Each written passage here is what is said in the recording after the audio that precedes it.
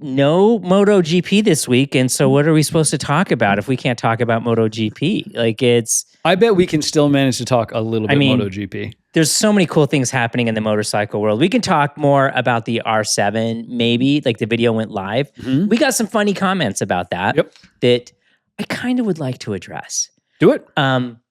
One of the biggest comments I got was Yamaha is paying for my opinion. Mm-hmm. And I just want to set the record straight. They are not. They are not paying any of us for our opinion.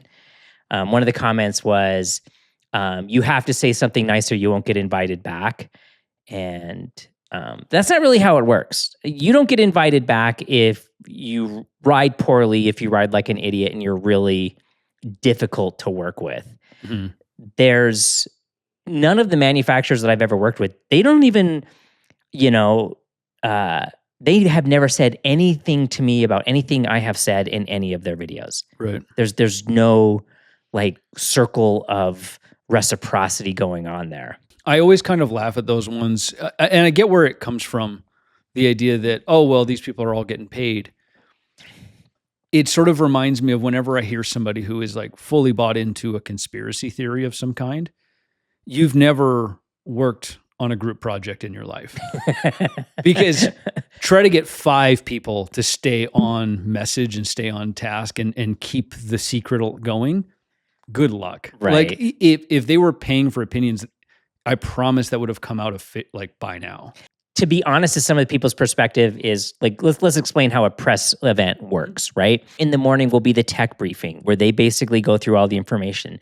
This last one was great because Yamaha gave us way more information than we normally get, and they gave it to us early, so I could study it. So when we did our tech briefing the night before, we're all there together. And so I was asking a bunch of questions that nobody else was asking. I was the only one to really bring up like the spin forged wheels. But you got to keep in mind that there's 8 or 10 of us all there, and we're all experiencing the exact same thing. We all listened to the same tech briefing. They all heard my questions. I heard their questions. I made a joke calling it the Miami Vice paint scheme. Every other person that was at my little round has also called it the Miami Vice thing. So it's not that we're necessarily payola. We're all getting paid to say the same thing. I think it's more of that we experience the exact same thing. We all got on the bike at 8 o'clock. We all did the exact same route. We all, you know what I mean? Yeah. And I think you're all going to sort of come to the same conclusions. And like with this one, I felt like because so much changed about the bike, I thought my responsibility was to explain what changed. Yeah. That's what I would want to know. Not necessarily how does it compare to a ZX6RR. And you're like, well, it's not really the same kind of category, Well, and maybe that's the other part too, is the bike is brand new and they do like a press, sort of an official launch. And that's when they invite journalists out to come do this thing. It is in Yamaha's best interest to give you a good time. Right. Let's take you on nice roads. The bikes are prepped by their certified factory technicians. Maybe they're not buying they're not giving you a script to read per se, but they're trying to make sure that you do have a good time, so you do have positive things to say, hopefully. Right? Maybe as an audience, it's like, realize that these things, when it's a press launch, it's going to be a certain way because it's only their bike, it's only their message, it's only their show. I think it put 200 miles on the bike. Yeah. But later on, once these bikes become more available and you can have like a long-term version of one, or you get a chance to do sort of a comparison with an R7 versus some other bike, something like that, that's when you will get more of the kind of like, well, here's the part that doesn't quite measure up to these other ones. I like this part here better than this part here. That will come, but it doesn't come at the press launch. Right. But here's, I think, the question that I would like your help with is, I only survive if I make content that you guys want to watch, content that is valuable. Yeah. So before all of these press events, I try to do a lot of research on the bike, what was the feedback on it. With this R7, I spent a whole day going through, like Facebook groups and trying to glean the issues people had with the previous generation so that I could speak intelligently to those things, right? My experience on an R7 was half a day on a track with an R7. That's the only time I really spent with it before, and I liked the bike. I thought it was fine. It was what it was. I thought the handling on it was a little bit soft. So my whole impression with this one was the handling was better, but what things are important to you that you want me to be like hypercritical of, right? Like for me, I thought the GPS Navi stuff was cool. It's not something that I would really use, but I may not be the target person in that situation. So like my experience with the Navi was it worked fine. Like it plugged in, it turned on, it did its thing. Cool. Like, yeah, it worked, right? But it would help me, make better content if I knew what kind of things are niggling that make you crazy. Like apparently I'm the only one that liked the turn signals on the thing. But like I guess I wouldn't get too caught up in the some of the super negative feedback on some of these things because some people just want to be negative regardless. Right. But I think the fair point of that is I want to make a good product, right? I want to make something that is valuable. So, those criticisms that come in are like, oh, Yamaha's just paying you to say things. I mean, I kind of wish they were because that'd be nice. This is it's hard to make a living on YouTube. Yeah. It's fun, but it's like the money isn't always that great.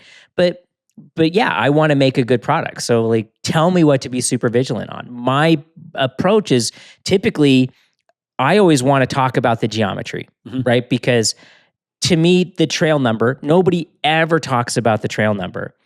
There is not a single number on the whole motorcycle that has a bigger impact on that entire motorcycle's feel and performance and what it's like to ride like the trail number. And so I've tried purposely to talk about the trail in every single review that I've done, including the Honda Rebel 300. Right. Yeah, it'll be interesting. I'm curious to hear what people's comments are on that, what they'd like to see in these types of, press release type reviews. Do you get the impression that Yamaha wants to send you more of a long-term version of one of these? I hope so. Okay. If I was in California, or in Georgia, Yamaha's moving to Georgia, Honda's in Georgia, but they still have a presence in California. If I was closer to like those home bases, they do what's called a takeaway. And that's like when you finish a press event, if you're the last wave, because all of these things come in waves, right? Honda's usually 2 or 3 waves or however many. If you're the last wave, you can say, can I do a takeaway and just take it home with me? Okay.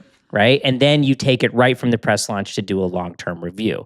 That's the disadvantage of me being in Utah. You have to either work a relationship with the manufacturer that they trust you enough to send you one. Sure. Honda is really generous. Well, and Honda's got a program for this, basically. Yeah, and it's right. And like when I started working with Honda, they're like, "How come you're not doing this?" And I'm like, "I would love to. Now. I didn't know that I had to ask for it." Yeah. So like with Yamaha, I would love to do that. We'll see if like it builds into that. I would love to take.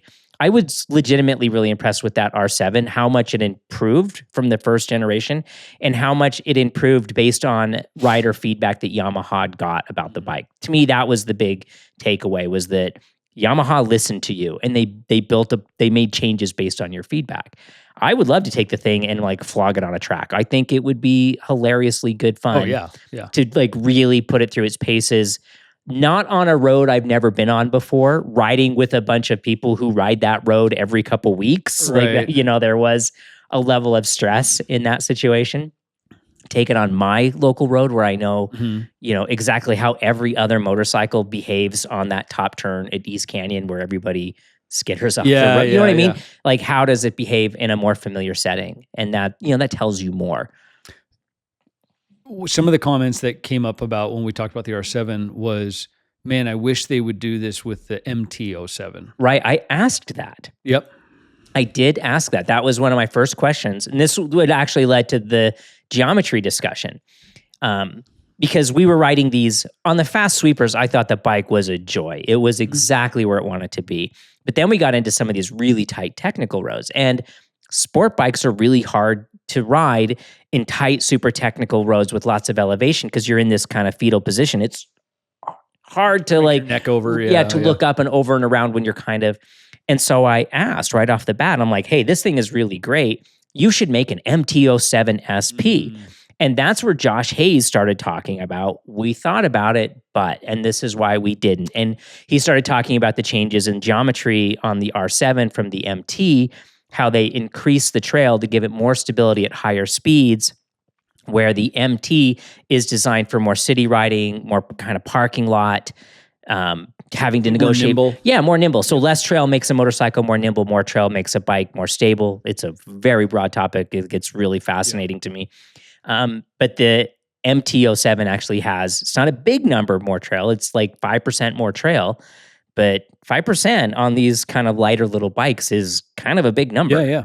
It's meaningful. Well, if you're going from 100 to 105 millimeters of trail, that's a significant difference in. Yeah, I went from 90 to 95, I think. Yeah, but that's significant. 5 millimeters in trail's a lot. But if you think about that, a 90 millimeter trail number is really it's actually pretty small. Short. Yeah. That's a really small number to begin with. Yeah. And so, most sport bikes are around like 100, 105, right in that neighborhood. So like a bike that comes at 90 and they bumped it to 95 or whatever the actual number is, yeah, I thought it made it better. Whereas the MT-07, part of what the MT-07 is joyful for is how flickable and nimble it is. Right. But it does get a little nervous at higher speed, like the older R7 got nervous at higher speed.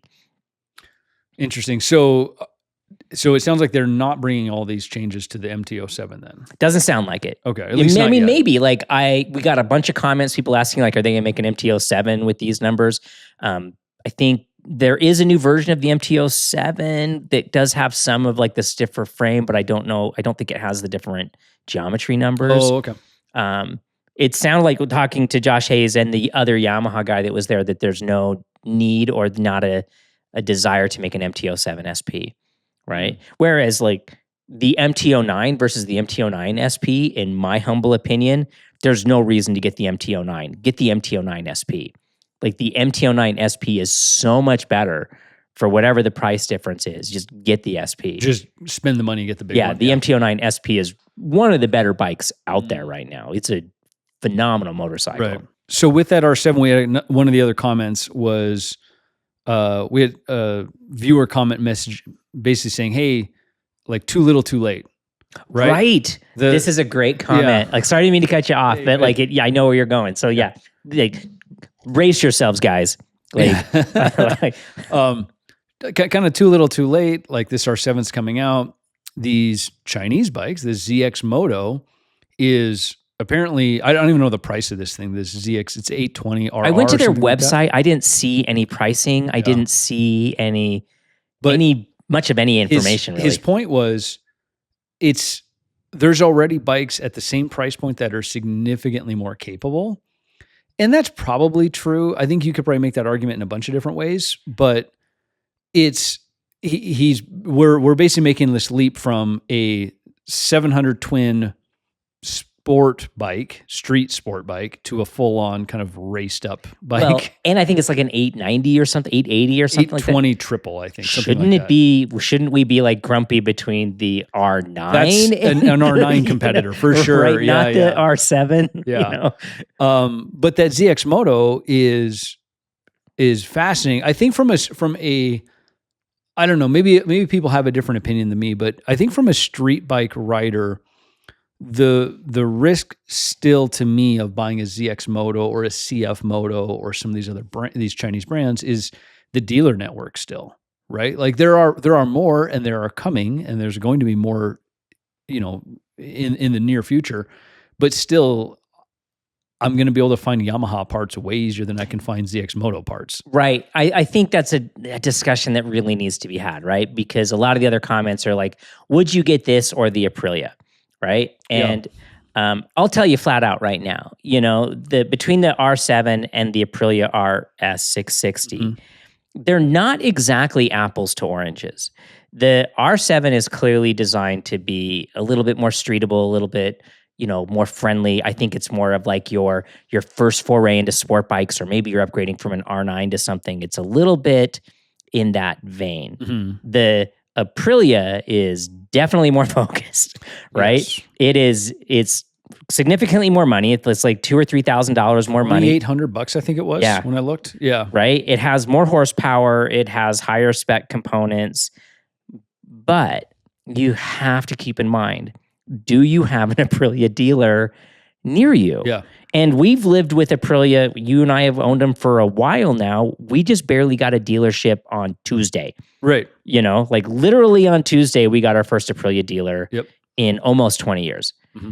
And so you look at like, oh, should I get the R7 or the Aprilia? Well, A, what's the use case and what's your dealer network like? Well, yeah. And if you're going to get one of these bikes that's a little more niche out there, like an Aprilia specifically, or one of these Chinese bikes, right? You'd better be a pretty good home mechanic. Yeah. Because you're going to end up doing a lot of it yourself. And you and I are really comfortable with that, right? Yeah. And we have our own like little circle of Aprilia people that have, it's the only way we could really navigate through is that we've been doing this for 25, 30 years. Yeah.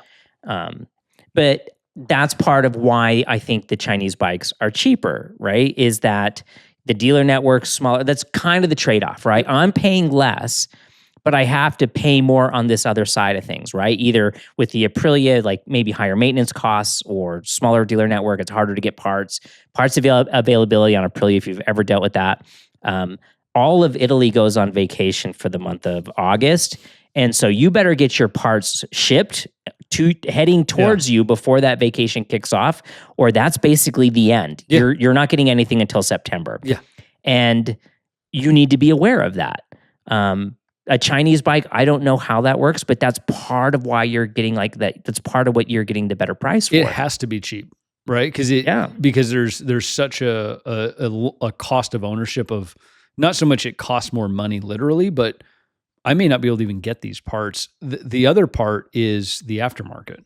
Right. There is slim pickings for these Chinese brands right now. That doesn't mean it's always going to be like that. Eventually, these companies are going to start making components and stuff for these Chinese bikes, but they really haven't started to yet.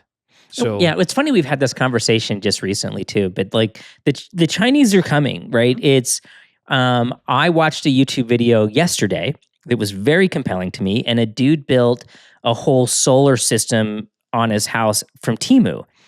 And and it was unbelievably cheap. And you're looking at it and you're like, well, yeah. Well, why not? Because at that price point, like, why not? And then maybe you just upgrade components as they fail. And if you're handy enough, and you're going to do it yourself anyway. Yeah. So like, I'm not dissing on it. Right. Right. But you know, there's a difference between buying like a Mitsubishi mini split for your garage. Yep. For I think when I had this one priced out, and this was before tariffs and all that stuff like that, the Mitsubishi mini split was $14,000, right?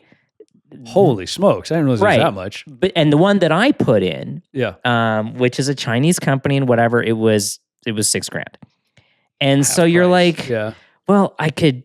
Like the guys did all the plumbing. If this thing dies, I could go buy another one. Yeah. And I wouldn't have to pay for all the setup. So I'd be in I'd only be $3,000 to buy the next one. I'm still way below that Mitsubishi price point. Interesting. Right? So you start doing kind of these math numbers. And I think that's what we're going to all be looking at with these Chinese bikes. Objectively, you're like, what is the new CFMOTO, their little adventure bike, their 900cc adventure bike? It's cheap. I don't know what it... And it's good looking. Oh, and it looks... I saw one on the freeway. It's so funny. We did the podcast. This was 2 weeks ago. We talked about the Chinese stuff, two or 3 weeks ago.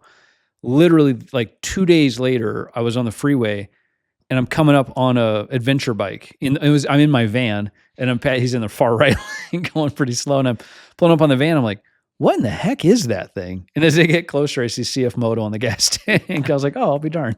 Well, and I don't know, like I posted it onto my Instagram. If you're not following us on Instagram, I just reshared it. But the CFMOTO V4 is out doing test laps. It looks so good. It looks really good. It's such a pretty looking bike. Oh my gosh. Until they get into a V4, potentially maybe it'll be 12, 13 grand. Like, oh, that's a huge temptation to...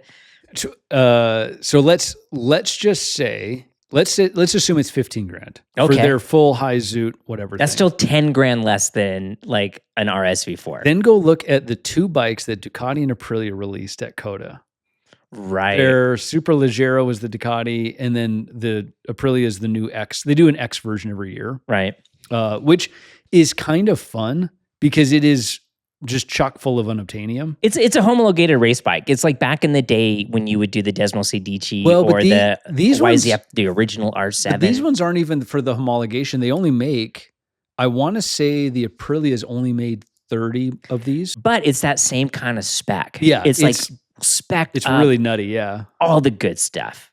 And the Aprilia one is stars and stripes. They went all out for Coda for it. It's pretty fun. What was interesting on both of them was carbon rotors. Yeah. On both of them, which I don't think either of them. Me. Yeah. I mean, obviously they're not talking prior to the release, but they both showed up with carbon rotors. The Ducati, that Superleggera, is carbon everything. The and frame, a crazy low weight. The swing arm, all the bodywork, obviously. They're using the new Öhlins forks that have carbon outer tubes. Right. Which is freaking MotoGP stuff. I'm gonna say I think it's cool that we're seeing it trickle down. I think it's a little gimmicky because I looked at the numbers. No, I think both of these bikes are totally gimmicky. Nobody who rides is going to buy either of those. Well, no, my point is the forks specifically because Öhlins, you can go buy those forks. Right. Like that's a catalog item now. Those forks are. Yeah. They save like some grams to make it strong enough to do well, because then where the triple clamp still has to be metal, right? Because so it's got like a sleeve on it. I'm like, what are we doing here? So anyway, but both of those bikes are well north of 100K. Yeah. And I think the Superleggera and the Aprilia are both sold out already, right? Because there's plenty of millionaires people who want to go put it in their living room or put it in their restaurant or. Yeah. And we have a friend of ours, John, who actually owns one of the previous versions of a Superleggera, an older. Yeah, he bought it like second hand or third hand. Is his the V twin one? Yeah. Oh yeah, it's totally the V twin one. It is gorgeous. Yeah. Gorgeous, and it is nuts how light that thing is. It almost feels like you're sitting on a dirt bike. Like he's like, I didn't want to ride it. I don't even know if he offered to ride it. If he offered for me to ride it, I would say no either way. Yeah. But I did want to sit on it, and he's like, oh yeah, sure. And I almost knocked it over on the other side. Yeah. Like the amount of effort it took to stand it up was so inconsequential, I almost went clean over. But I guess it's just interesting to see on very similar days, right? Within a week, the CFMOTO's testing their V4, which is going to be, like I said, probably in that 15-ish, maybe a little more range. Who knows? But a very reasonable range for a full spec superbike. And then there's Ducati and Aprilia showing up with He's like $100,000. Yeah. It's just funny to see. Speaking of the Chinese motorcycles. Oh yeah, we totally lost track of the ZX, which is, we should talk about that thing and how it's dominating World Supersport right now. Bike. So Valentin Debris, who's been a long time racer, he's been around for a long time.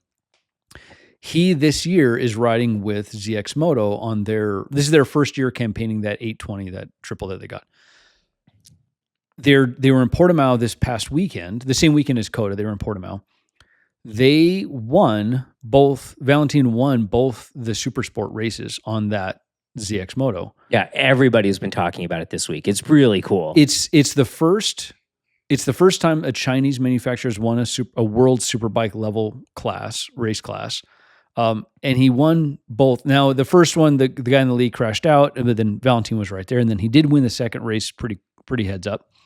But regardless, they just won 2 races, and he looked dang competitive in the first round too at Phillip Island. So like they're here. It's not, they're coming. It's they're here. And again, go to the website and look at it. Mm-hmm. It does look a little bit like a mashup between like a Panigale and it looks like a mashup of the 3 prettiest sport bikes together. It seems to have elements of the best. It's objectively pretty. It's good looking. Yeah. The front end, like kind of the headlight-ish area kind of has a Honda sort of look to it. Right. And then like the other fairing looks very Ducati with a little bit of like. But it's what's the, in China is sort of notorious for this, right? You can go find they'll sell a bike in China that's like a Ducati with a K. Right. But right. It looks exactly like a Panigale. Yeah. Or like if you squint or stand back 10 feet, it looks like a Panigale. Right. They definitely took some design cues from some other influences. Well, they've always, even the Koreans have been doing that, right? Yeah. Like the a lot of those Korean cars, they look like BMWs. They're very, very good. Like the early ones. Very much so. The Genesis, yes. and the Kias and things like They that. look good. They look good. And so like if you're visually motivated, it's hard to like look past them. And I'll go, we're way off on a tangent now, but Genesis, so that's like the luxury brand for Hyundai. Right. It's like their Lexus, right? Yeah. It's Genesis now. They just unveiled, it's a show car, but they just unveiled a G90 wingback. It's a wagon.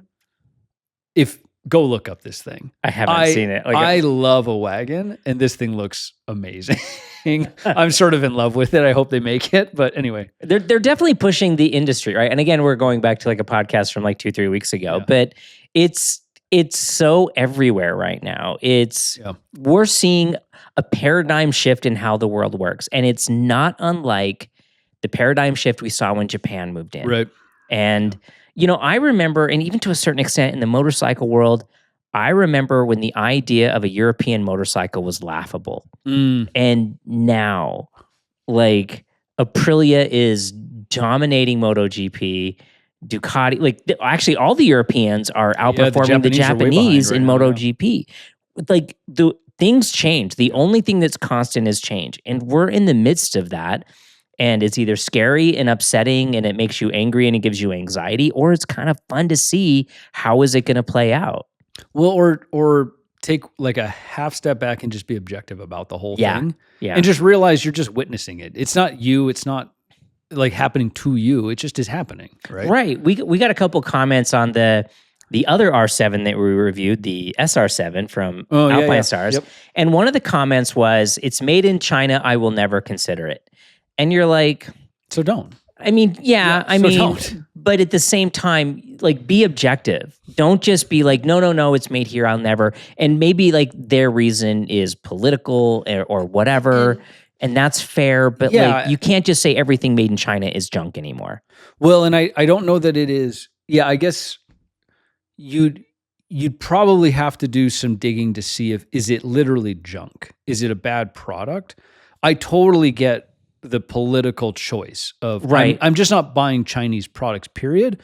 Totally fine with that, and I totally get it. You're gonna have a hard time with it, but like, yeah, but I understand that side of it. Sure, and that's fine. That's a choice. And it's no judgment on that either, right? Like that, yeah. But I think more so the quality piece of it.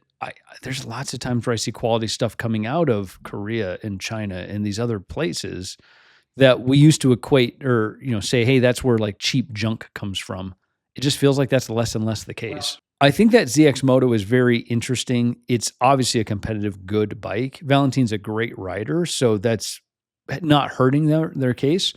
But the World Supersport situation is really interesting because that is probably the most balance of performance affected class. Yeah, I wanted to ask you about this, right? Because we have all these middleweights that are like, okay, well, this one's a 796, this one's an 890, this one's a, and so how are they like racing all of these? It used to be when I was a kid, it was a 750cc inline four or a 900cc V-twin, and that was the balance of power. Yep. So what are they doing now? So on the Superbike side, it's cleaner.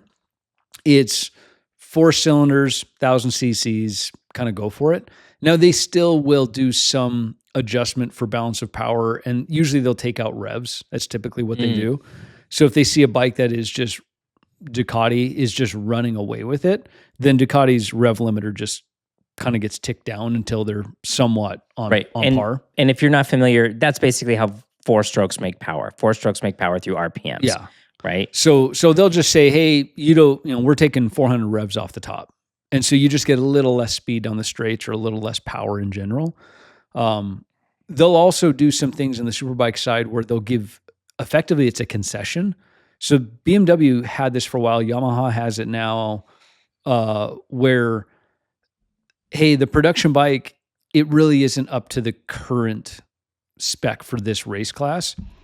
Because of that, we're going to let you guys modify some things that would normally be restricted.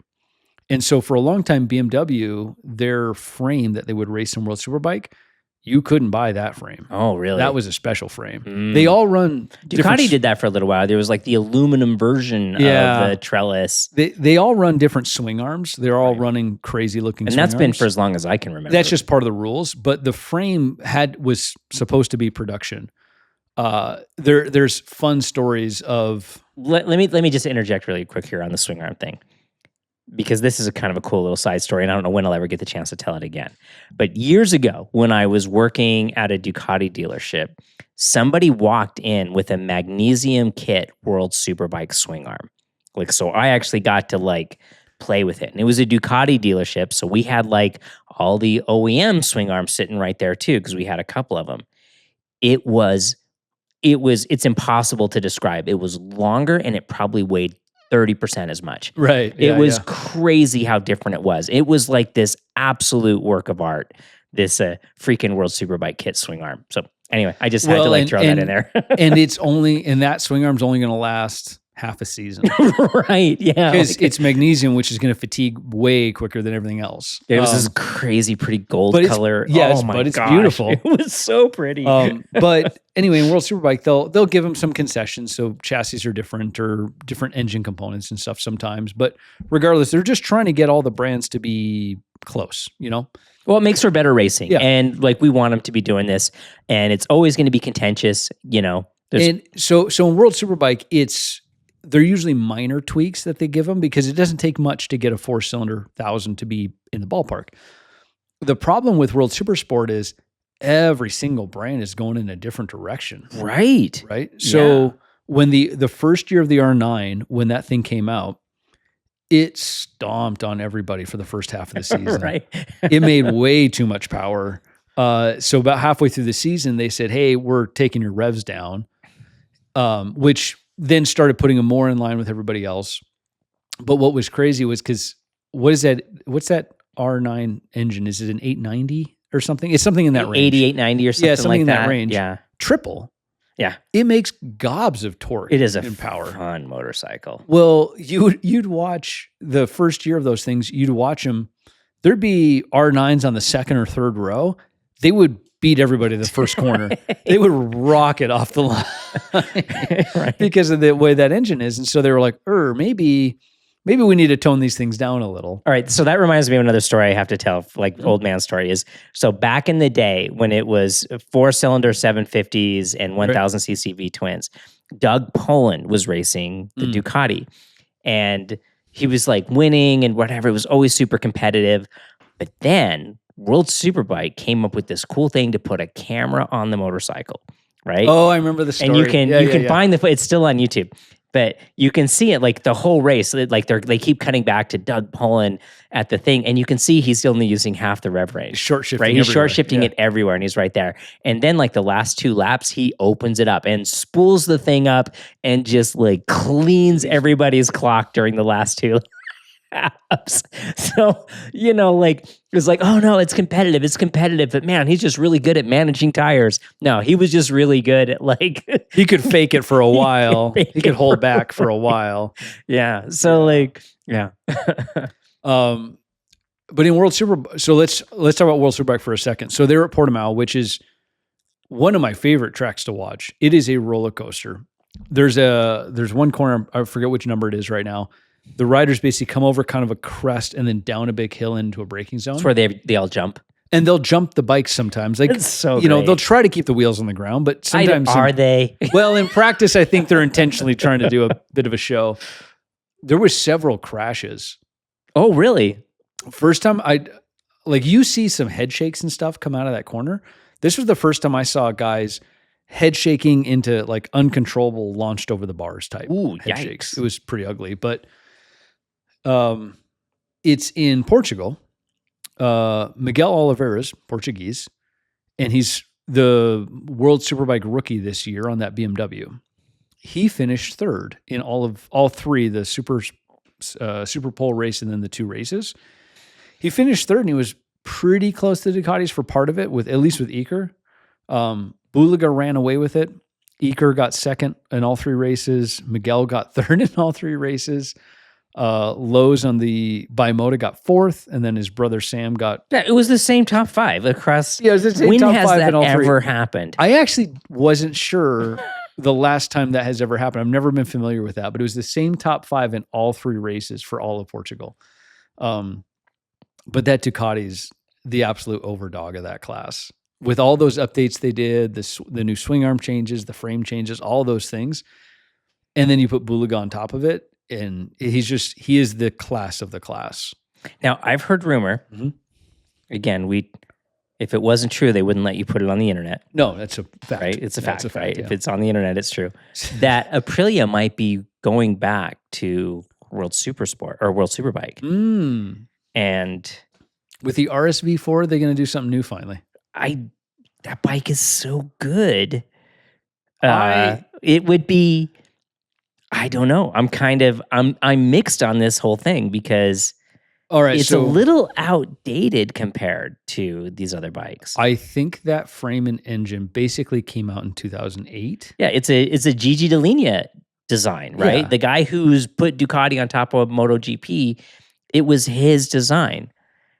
And if you're a track day guy or a street guy, if you're a mere mortal like fantastic. us, best front end feel of any motorcycle I've ever ridden. Sounds great. Easy, rides great. The bike's special. It has an X factor. Maybe that's why they keep putting like X on all their Aprilias. But I would love it if they would come out with a 90-degree V4, an updated chassis, integrate some of this aero stuff that they're doing. Like, let me think I'm Bez for the week, Yeah, I'm really sad though that the new RSV4s, they painted the frame black. Like, why did you do that? Oh, did they? I didn't even notice. Yeah, it kills me because that was always like, it made it look so prototype. Like, even I like the bare frame. When I built mine up, I even went to all the radiator guards and stuff. I went and got the bare aluminum ones, no black. Everything on it is bare aluminum because like it looks prototype. It looks. So they painted it all black. But yeah, I don't know. Like, I get to ride a lot of motorcycles and I still kind of measure them against the Aprilia for front end feel and stability and all of these things. It's a high bar. It's a really high bar. Yeah. And like things change and like I'm all about like don't get entrenched in the past, but like it's pretty good. Yeah, right. What are they going to improve? Right? Like that motor is I mean, I think I would love to see them roll out a V4, a 90-degree V4, like a MotoGP. When they did that with MotoGP, what was it, like 2020, 21 or something? 2020 probably. Is when that's when they got competitive in MotoGP. To make real power at MotoGP levels, it has to, if it's a V4, it has to be a 90-degree. Or perfect primary balance, right? It has to be pretty close so you can get away with it. And like I think ours are like 66 or some weird number. They're pretty like narrow. Yeah. So packaging wise, it's nicer, but it doesn't make the same power. Right. Well, like even ours are stalking fast, right? Yeah. But like they don't compare to the S1000, right? Or like the new Ducati V4. Right. It's a monster. I mean, those things I are so argue fast. that ours handle better, but again, like it's yeah. But it would be really fun to see Aprilia maybe venture back into. It's an expense thing. They're a tiny, tiny, tiny company. Hopefully, their success in MotoGP this year, maybe they're going to sell a lot more motorcycles. And I mean, they have a Salt Lake dealer now. Think of this. Problem solved. The sales are going to go right. They'll sell another 20 units this year. I think they've already sold like 8. In reality, that Tuono, the 660 Tuono or the V4 Tuono, I think it's the greatest street bike platform of like so good. So I'm going to let Dave and the world in on a little secret. I'm like a little bit curious about buying a street bike right now. Oh, this makes me really happy. I haven't bought one yet, but I'm a little bit curious. But I haven't had a street bike for years. I've just been a track. Yeah, and a you dirt got bike rid guy. of. You had the SMT.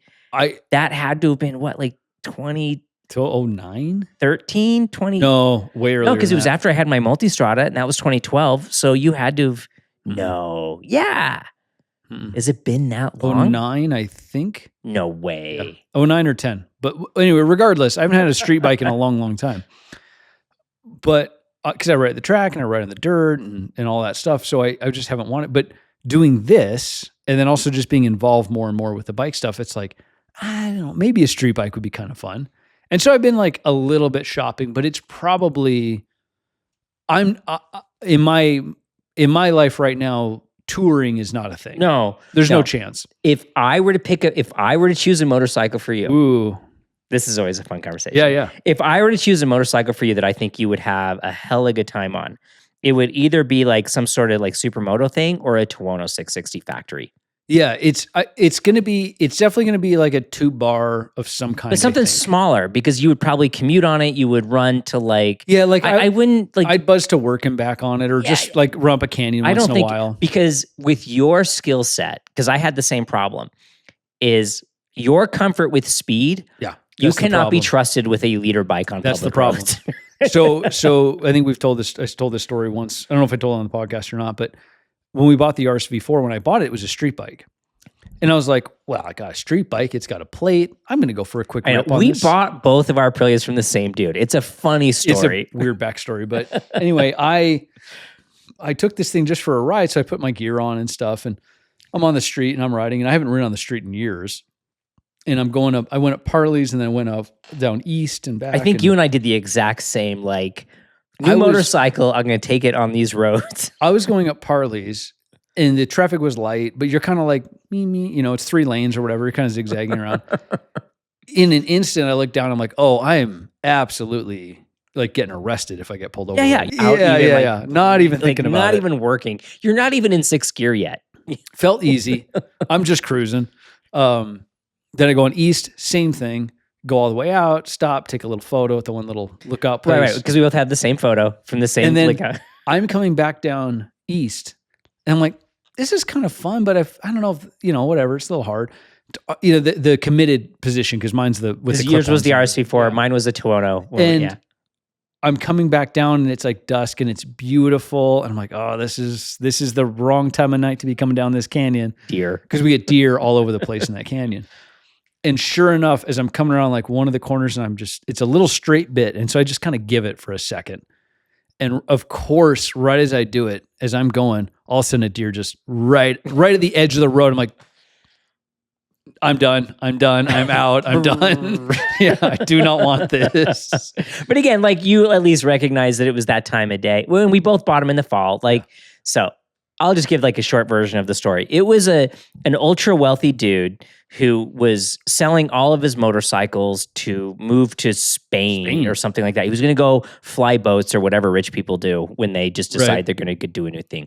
And he had this garage full of motorcycles. I was working with a local shop at the time.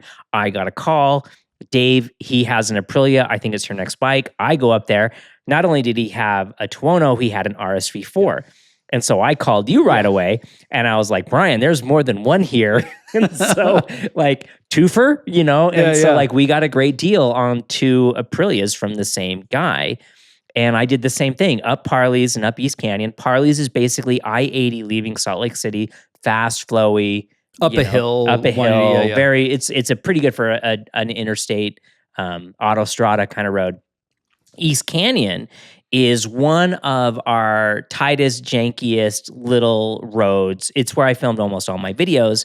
But good asphalt. Good asphalt now. It didn't used to be. But there's a lot of blind decreasing downhill. It's like great for making videos because I can find an example for everything. Yeah, lots of your videos are shot up that canyon. A lot of my videos are shot there. If you watch my videos, you've seen East Canyon a lot.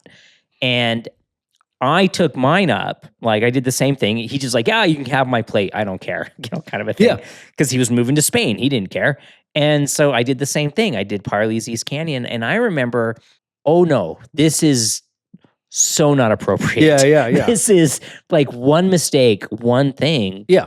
It's fatal. It's like a fatality. So I turned around, came back over, same thing, brought it back into the garage, took the license plate off and took all this like immediately. Nope. Headlights are unplugged. Like this thing cannot live on the street.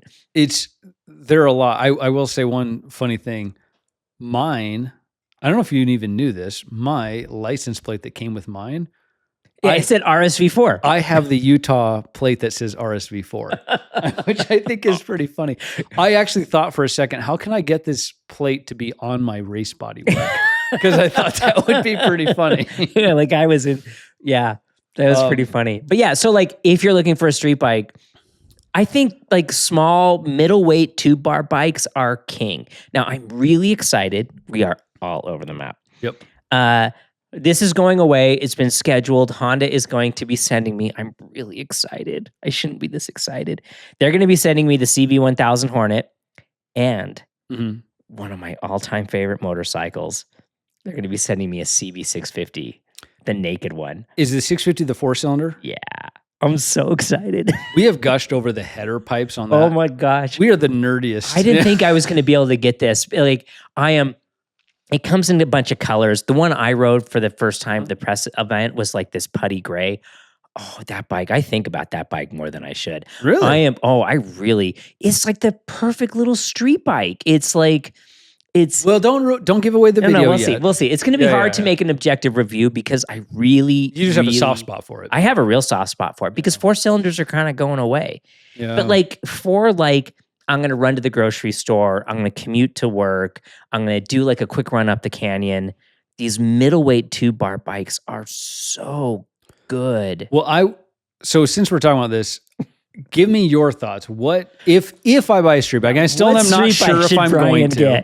But if I were to buy one, what do you like? What should I be looking at? I've Definitely. I've got kind of a short like list. a Duke 890 or like torn. There's a bunch of good options. Yeah. I actually think that Ducati single is fascinating. Oh, dude, there was one of those called? at the a friend of mine.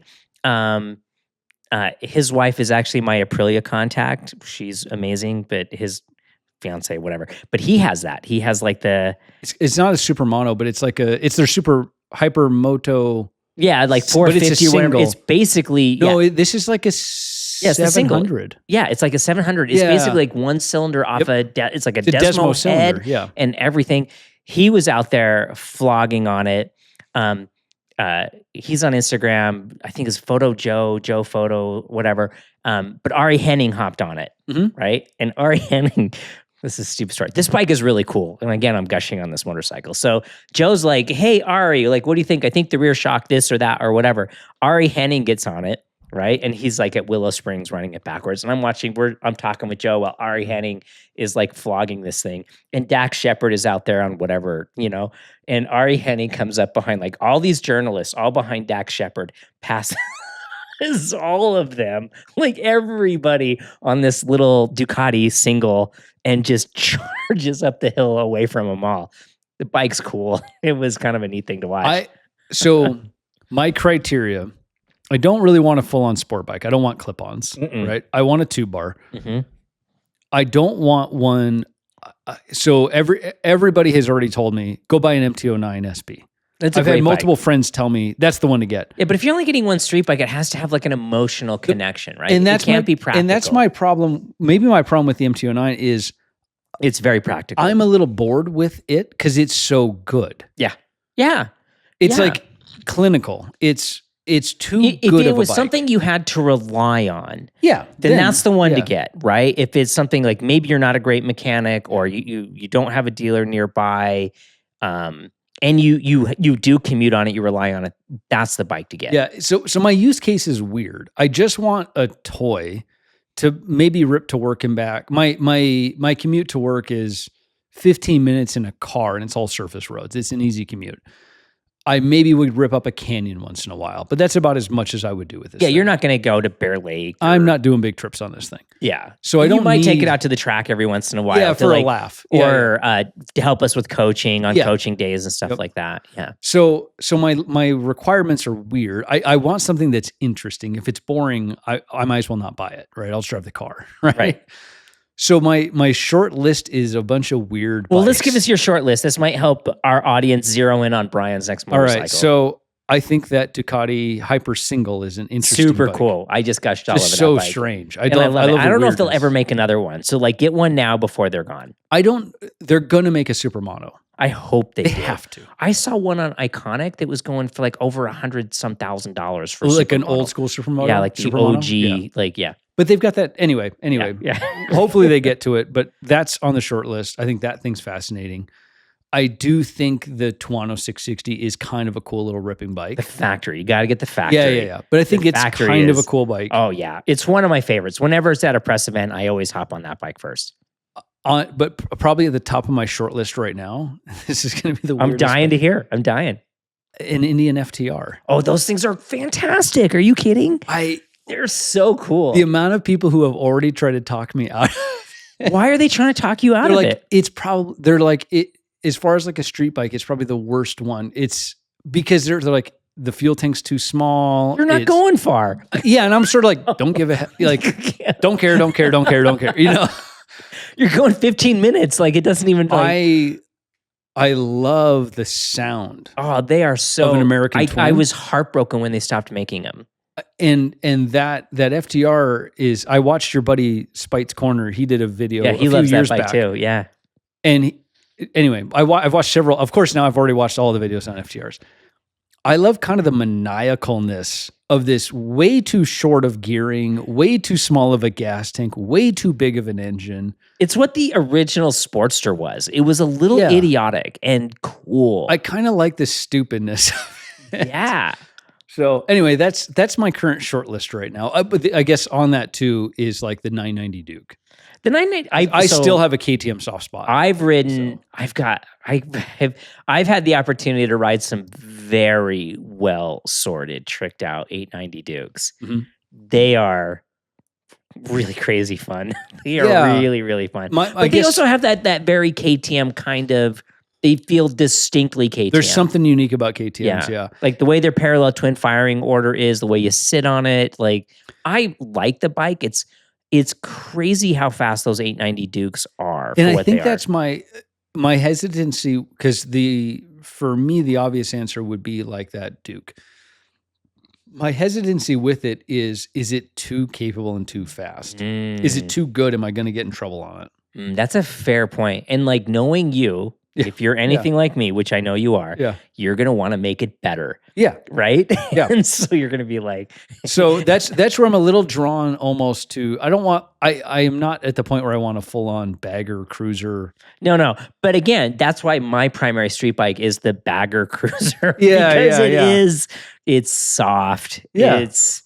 So anyway, we'll see. But give me your thoughts. What other, given my criteria, what are we missing? What am I totally blind to? What am I missing? Yeah. Like this is a fun conversation. I'm shocked that you're even like considering this. This makes me very happy. It's funny because I mentioned it to my wife and she's like, yeah, you should totally get one. I was like, that's the opposite of what I thought you were going to tell me. They're so like, I've been surprised that you've had that. I mean, again, you've been building your career and a daughter and like the whole thing.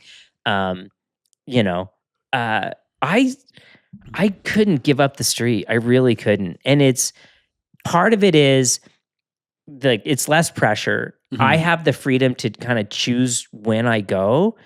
And like a Tuesday morning or something, when I run over the top of Big Cottonwood and I hit that Pineview Road back down into Midway, there's nobody up there. The sun's just coming up. Yeah. And you're like, nobody can see me. It's just me. Like, I can go as fast or as slow, and usually it's slower, and just like savor this moment. Mm-hmm. You don't get that on the track. You don't get these magic golden hour moments where it's just you in your head, in your helmet, with the earplugs and the silence and a well-sorted motorcycle.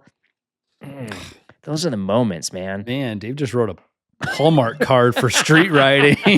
Oh, it's great though. It really is. Now, there's a lot of shit with street riding, right? There's traffic and it's hot. It's 1,000,000 degrees. Like you have to be back before 11, otherwise your face melts off before But yeah, when you can choose your moments, and you're like well in your career, you can choose those moments. I can totally like buzz off for an afternoon or whatever, a morning if I want to. Morning's the way to go, especially in the summer. Like the mornings are so good. So anyway, give me your thoughts. What street bikes am I missing and should be looking at? So give me some ideas. It's amazing. There's no MotoGP. We have nothing to talk about. But what was funny is we showed up like, what are we going to talk about today? Well, apparently, like we have this. We filled the void. We're going to talk about this. We're going to talk about oil consumption with port and like we haven't talked about any of those things. Should we? I do want to do just a little recap of some rumors of MotoGP riders. Oh, let's definitely. And then I've got one technical thing we'll get into. Okay. All right. So the two best riders in Moto2, and the points standings don't show this, but they're clearly the two talents. Well, we've been 2 weird tracks and 1 weird weekend. Well, and if you didn't watch Moto2 Coda yet, it's a disaster. Right. Right? There's They a had to delay the MotoGP monumental race because red flag. Yeah. And it was the most chaotic, one of the most chaotic crashes I've seen in a race in ages, where basically a rider going into one of the tight hairpins on lap 1, about halfway through the lap, just makes a mistake entirely or has a mechanical, who knows, it's never quite come out. But he basically torpedoes through the apex and knocks down about 5 riders with him at hellacious speed. Fortunately, it seems like everybody got away with it without major injuries, right? But it was a scary crash to watch. But regardless, it really looks like Davide Alonso and Danny Holgado, which ironically are teammates at CFMOTO this year, they have unofficially, they have contracts signed for next season with Honda, both of them. So you've got Martin going, or sorry, not Martin, Fabio Quartararo signed with factory Honda. Right. So much so that he even announced at COTA on the Sunday night that he is basically saying no more test duties for Yamaha. I'm done testing. I'm done developing. Poor. It's Yamaha. on you. Figure it out. Like I'm out. You've paid me enough. Yeah. 30 million just wasn't enough. And so he's already like bowed out of helping them develop the 850 at this point. Little disappointed in Quartararo, but whatever. Like, come on, man. Own up. So he's obviously moving to Honda. That's a done deal. Just not official. It looks like Davide Alonso may be his teammate next year. And Holgado looks like he has potentially signed a contract either with LCR on the second bike or potentially Tech 3 Honda. Right. This has been a rumor, Tech 3. So Tech 3 is Honda. With Yamaha right I know, now. and Tech 3 has been with Yamaha for kind of for a while. bit. Tech 3 is KTM. Right. That's what I meant. Yeah. Like Tech 3 was... So Tech 3 was Yamaha forever. Yamaha. So, and then went to KTM. Yeah, so Tech 3 was Yamaha for the longest time. They then switched to KTM as the satellite team. Right. But Gunther, who is the Formula One guy who bought Tech 3 from Hervé Poncharal. Right. Drive to Survive. Last year. He's a fascinating charder. He is hilarious. He's a motorcycle nerd, by the way. Yes. Yeah. But he immediately was like, show me what you're going to do or I'm out of here. Like he's immediately like brass tacks. Like, let's get this Formula done. One. Like the dude is, there is a potential that Tech 3 bails on KTM and switches over to Honda. So then Honda would have 6 bikes on the grid. Oh. Which would be interesting. That's how you progress rapidly. Yeah. That's how Ducati got where they are. So look at Ducati. They don't have 6 bikes anymore, and now they have they to don't work. have 8 anymore. Oh, that's right. They were 8. That's yeah. right. Now they have 6. Holy crap. So anyway, it looks like VR46 is staying with Ducati, but it looks like, at least the rumor is that Tech 3 is threatening to leave KTM. But Poor supposedly KTM. Holgado's got a contract signed with Honda. So he would be the rider that they would put on. But we still have like the Givi Castrol, not Castrol. LCR Honda? LCR Honda, yeah. Which you would think that Zarco's probably out at this point. I thought almost for sure. I thought that was already mostly confirmed he was going to World Superbike next year. Yeah. So we'll see, but I think it's fascinating that we've got Davide Alonso and Holgado basically already a done deal for MotoGP next year. They're the obvious picks, if I'm honest. Holgado was the absolute class of Moto2 for the first 2 rounds. But Davide Alonso, you can't watch... You could not have watched MotoGP. Like when he was in Moto3 in 2024, when he won the championship, he won 13 races that year, I think. Yeah. He walked all over everybody. Know, it was phenomenal. Yeah. And then in Moto2, when you watch him, you're like, you can just see the talent. So he's for sure going to GP. Yeah. So but the interesting one that is unconfirmed at this point is Bulega. So Bulega is dominated in World Superbike so far, especially with Top Rack on.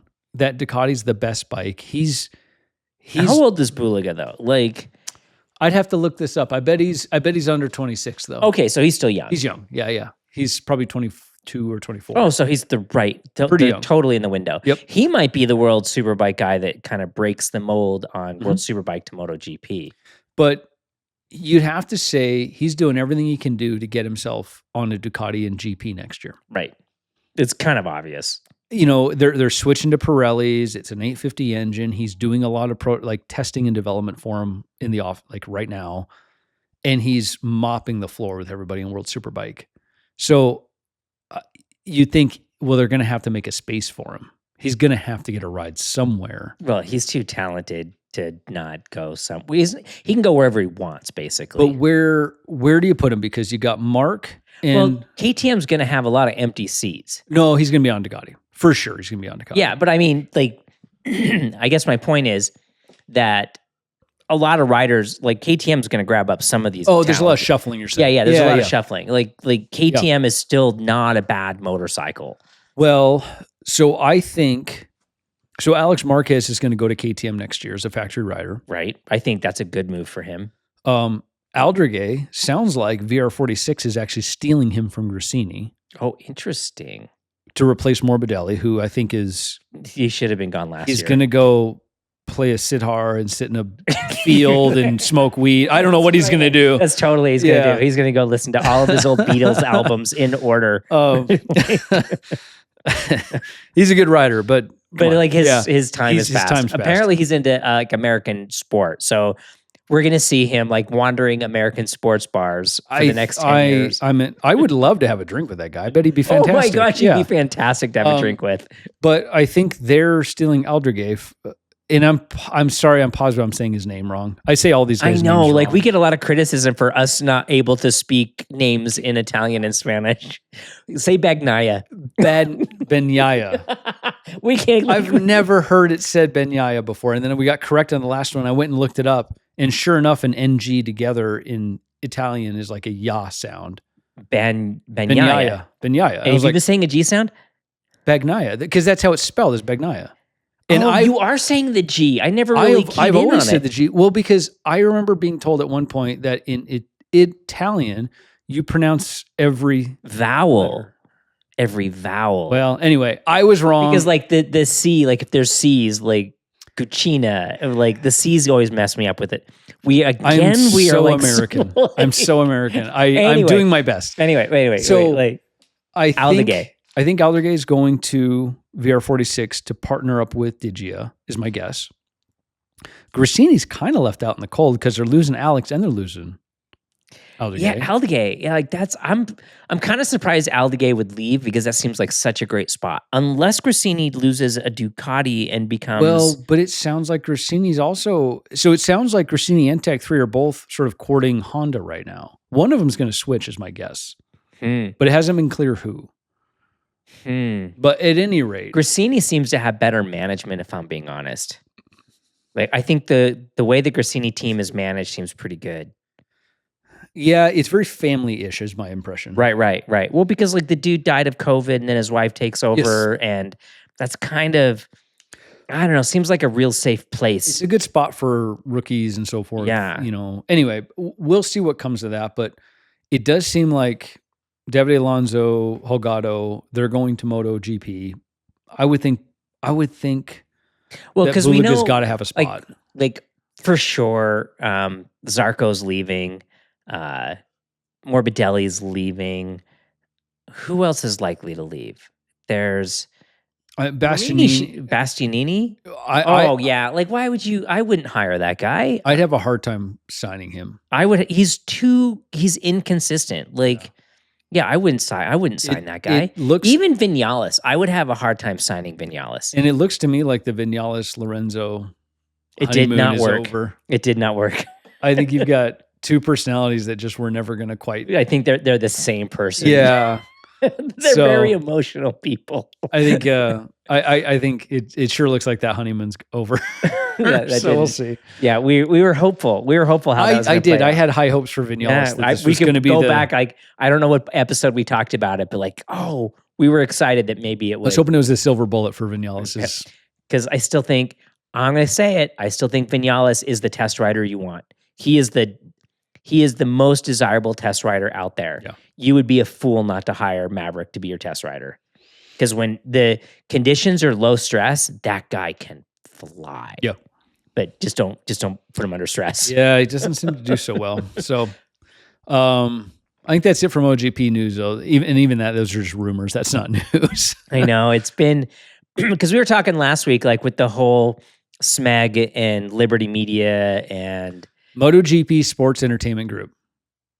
MotoGP Sports Entertainment Group. I had to go look this up because I kept getting it wrong. Whatever. But like MSEG. Like, I called it a very bad term once on accident. Yeah. We've been called out on that a couple times.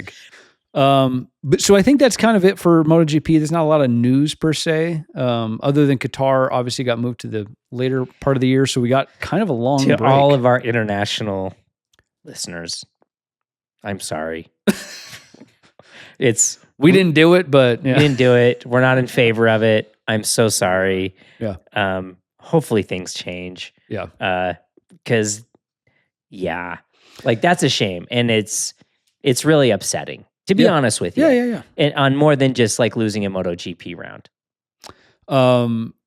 The technology thing though, so we were talking prior to the podcast about different technology that's happening that we're seeing in some of these. So the world about 4 years ago went, oh man, internal combustion is dead. We're all going electric. Right. And then slowly it's been like, maybe we're not quite ready to go all the way electric. Yeah, well, the battery technology is like the real holdup, right? The technology, the cost of the batteries and replacement cost of batteries, but also infrastructure, and then it's just the scale of it, right? Like we're not really ready to... Yeah, the infrastructure is not the world isn't ready to be electric right now. I would argue that I don't think motorcycles are the right platform for electric. I don't. Yeah. Like they're too small. You can't put a battery on them. Like it's easy to put a 10,000 pound battery on a car. It still looks like a car. You can't put a big heavy battery on a motorcycle. It changes the bike entirely. Yeah. It's the whole thing is different. And we saw that with Moto E. Like So you're kind of seeing this swing back to internal combustion engines more so again, and right, buying we were back into talking about this, like So what's interesting though is you think, man, we've been making these internal combustion engines for ages. There's no way we can improve. We've got to have it dialed by now. Right? What could we possibly improve? Well, so like before you get into yours, like I learned something this week that was really interesting about port versus direct injection. And so a lot of modern cars are having a lot of problems with oil consumption. And part of that is the direct injection, right? Where the fuel is sprayed in sideways. Straight into the cylinder. Yep. Right? Where the old way, direct injection, was it would go down over the valve and then port injection. Port injection. Yep. Thank you. Yep. Would go down over the valve and then it would basically kind of clean a lot of the soot off the valve as it went in. Well, now without the direct injection and moving to port injection, the gunk is building up on the valve. And so you're getting blow by, you're getting oil consumption, all these things. It's gotten to the point where a lot of like your big car manufacturers, or dealers, they have these little contraptions that when your car comes in for service, they pull your exhaust headers off, put this thing on, and they blast the back end of the valve with walnuts, basically to clean all the schmutz off the back of the valve so they don't burn oil, right? So it's more efficient to do direct injection versus port injection, but the cost of that is this way higher maintenance cost. So you were telling me what Formula One is doing. Well, so some of these auto manufacturers now will have like I think the C8 Corvette does this. It has direct injection, but it also has port injection. My freaking Tacoma has that. Yeah. And you can tell when it switches because it sounds like a freaking diesel motor and you're like, what's going wrong with my engine? Because it's basically going through a cycle to clean the back of the valve. Oh, interesting. Yeah. Well, and so for sport bikes, we've had dual injectors for a long time. Long time. 20 years, yeah. Where you'd suddenly at like maybe, let's say your sport bike revs to 14 or 15,000, let's just say. At 8,000 or 10,000, suddenly the upper injectors would come on just to dump even more fuel into the whole process. So we've done this kind of dual stage injector thing for quite a while. This is unique though, in that they are doing the direct injection is incredibly efficient, and it's a better system for lower RPMs. You get really complete burn, because we were talking about this. You think of like the way the fuel explodes, it's like a big bang, right? Yeah, that's what moves the piston back down. Yeah, we think about the combustion as an explosion because it happens so quickly, but it's not an explosion, it's a flame that expands very, very quickly, but it's a flame actually. So with the direct injection, you get basically, as the air is compressed, as the piston comes up and compresses air, then the fuel is shot in, spark ignites it, it burns very quickly and very cleanly. But it burns like in a circular pattern, right? Yeah, and so for low RPMs, that's great. The problem with higher RPMs is you actually can't get the fuel pressure to inject the fuel fast enough. And it takes time to burn that fuel. Like if you think about, I think the numbers on this are crazy. You think about how far your valve travels at 60 miles an hour. I did the math on this once. And this is just like an illustration of like how fast these things are moving. If you're going 60 miles an hour on an average motorcycle and your valve is opening like you're running like 6,500 RPMs, your valve travels 4 times the distance you did because of how quick it's opening and closing, right? So think of like how much time it takes to like burn that fuel. So that's direct injection is great for especially turboed applications, but lower RPMs. It's brilliant for that. But it doesn't clean the back sides of the valve. So the intake valves get caked up and gross. Right. Yeah. With all the schmutz. So the port injection is great because it kind of cleans it. Yeah, it flushes over the top of it. So, all right. This technology came about in Formula One, I believe, but they call it pre-chamber ignition. And if you're really curious about this, I'm sure you can go find some really technical content in the internet about this. But in a nutshell, what they were trying to solve is, how do we create the most efficient scenario in terms of combustion and burn inside the cylinder with the fuel we have? Because Formula One's very fuel restricted. Right. So how do I get as much power as possible out of and still meet these limitations with fuel burn? So what they do is they do this thing called pre-chamber ignition. So imagine inside your cylinder, in the head of the cylinder, as the pistons coming up below it. In the head of the cylinder, at the very center at the top, you have this little metal cup, almost like a thimble, it feels like. And then along the sides, there's a couple tiny little openings and then a little opening on the bottom. What happens inside that little pre-chamber? There's a spark plug in the top, and there's a little fuel injector inside of it. And so what it does is during the stroke, the combustion stroke, it fires a tiny bit of fuel in there. But inside of this little, somewhat encapsulated little thimble, it's a very rich condition. It's like a 6-to-1 or 7-to-1 fuel ratio. Now, average fuel to air is like 14-to-1, right? Yeah, we're targeting like 14.7-to-1 typically. Yeah, which is basically almost how every other internal combustion. So like think 6-to-1 is double that, right? Yeah. So it's a super rich little condition typically. But as it fires it in, the spark plug is right there. It's this tiny little chamber. It ignites it, but as soon as it ignites it and the flame starts, as the flame expands, it shoves all of the flame out of those little ports along the side of the thimble into the suddenly much bigger. So instead of like dumping all the fuel into a big space and then igniting it and waiting for it to go, it ignites it in a small space and then shoots the flame out like a flamethrower across the. So you would get a more complete burn. Yeah, into and then suddenly, as soon as the flame exits from that little pre-chamber, it's a much leaner condition. Oh. Right? There's tons of air in this other area, very little fuel. So it burns hot and fast. Yeah, so you get, it's a very complete burn. So basically what this allows them to do is they can have overall, it can be a very lean mixture. It can be like an 18-to-1 or 19-to-1 or something. 18-to-1? So significantly leaner. That would put a hole in the top of a piston on a normal engine. It just wouldn't work. And so this lets them have a really rich condition for the ignition and get really consistent burn and so forth. And then it fires and expands out into this much bigger opening in order to get as much energy out of that fuel as they can. And that's always the thing one of the things I love about Formula One is the engineering nerdiness of it. Right. That's Because they don't talk about it in terms of energy. And, they're using terms like this. That fuel only has a certain amount of energy in it. That's one of the funny things about when people talk about how much power an engine makes. The fuel you're shoving into that thing only has so much energy, no matter what you do. The really interesting thing gets to be when you're talking about how can I make the combustion chamber or the combustion itself be more efficient to get more energy out of it. So I'll give you a couple numbers here. Because like old two-strokes would like throw fuel out the tailpipe. Right? Constantly. Yeah. And so you think about like, how much am I just throwing away? Yeah.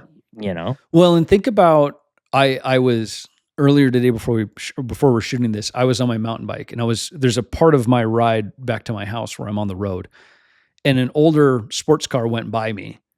And as he accelerated up the hill, I could smell the car go by me. And it's the fuel that's getting through the exhaust.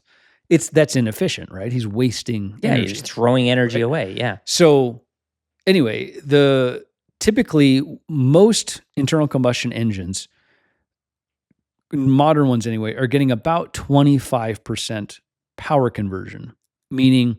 Wait. So 75% of the power is being wasted on heat and waste and friction and all those other things. So if I dump... So you can go do this. You can, I don't know the numbers off the top of my head. A gallon of gasoline is a certain amount of kilojoules of energy. This has been a big thing with battery technology. Like engineering explained goes into this a lot. It's really great. So there's a certain amount of energy inside of this amount of fuel. But if you think about, okay, I dumped this amount of fuel into the engine and I got out this amount of horsepower at the wheel, that's usually 25, maybe 30%. I can't believe it's that low. Super low. Shocks me. I had no idea. Formula One, with their hybrid systems, their energy recovery systems, all these other systems they use, this pre-chamber ignition, they're getting something more like 40 to 45%. That's a meaningful improvement.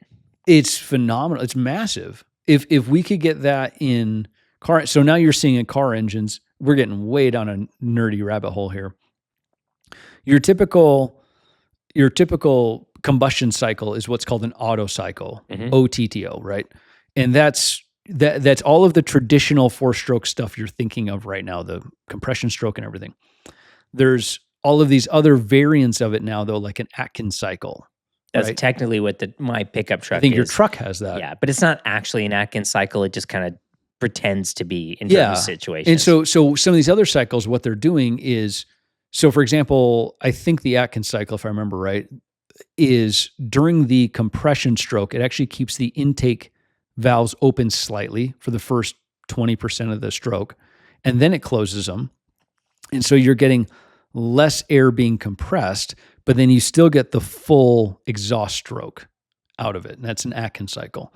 It's in theory more like efficient. Overlap, like valve overlap, right? Like a lot of your Ducatis, like the Testastrada 11, which was like a big deal. It was like valve overlap where both things are open at the same time to allow for more mixture. Sure. Right. Yep. And so things are getting like swirled together. But they do these cycles. The Atkinson cycle really makes a ton of sense when you're doing a turbocharge application or a hybrid application. Atkins make a bunch of sense for that because it is more efficient. But you wind up with kind of a narrower power band and some other kind of downsides to it, but it is more efficient. But they're playing with all of these little games now that we can do, and variable valve timing that's old school now. That's standard, which is crazy because it was such a big deal when it came out. But all of these things are, at the end of the day, all they're trying to do is, how do I get more energy out of each droplet of fuel? That's all we're trying to solve. I have to say, like, I appreciate that effort to, resources are finite. We're not making more dinosaurs to ferment for 30,000 years or whatever. Yeah, and there's different ways to tackle that. Do I reduce friction in the system? Do I do something in the drivetrain? Is there something in the combustion system? Do I turbocharge it and have a higher, a more efficient, combustion system? there's lots of little games to play in these really already very complicated systems in order to try to just eke out a few more % of power efficiency from every droplet of fuel. So super cool. Yeah, I think this stuff's fascinating. It's one of the more interesting things. Because like it or not, we are in a transition phase, right? We talked about this with the Chinese thing, but within like batteries, electric power is coming. And if you've spent time on an electric vehicle, it's going to get to the point where you're going to be like, why wouldn't I? But we're not there yet. Like, I'll be the first to tell you. Like, we were just talking a minute ago, I don't know if motorcycles are ready. So anything that we can do to kind of eke the most out of this, to give us a bigger transition period where we can just get, I mean, come on, like, gas prices are skyrocketing, you know, like I'm seeing $8 a gallon in places where I'm going. $8 a gallon. Now, our European listeners are like, oh, what would I do for $8 a gallon? Well, you know, they talk in liters. They talk in liters, but like it still works out. I think like one of our Patreon members is from Sweden, and I think he's like, normally it's $9 a gallon. And like what I would love for $8 a gallon. But like we want our dollar to stretch further. And if we can get like have our cake and eat it too, that it's more efficient and I get the same horsepower numbers, why not? Yeah. You know, the 60s are over, man. Like 30 cents a gallon is long gone. And like, let's move on. Like that's super exciting. Yeah. We'll see that pre-chamber ignition. We're starting to see that creep now into production cars. Oh, really? Mm-hmm.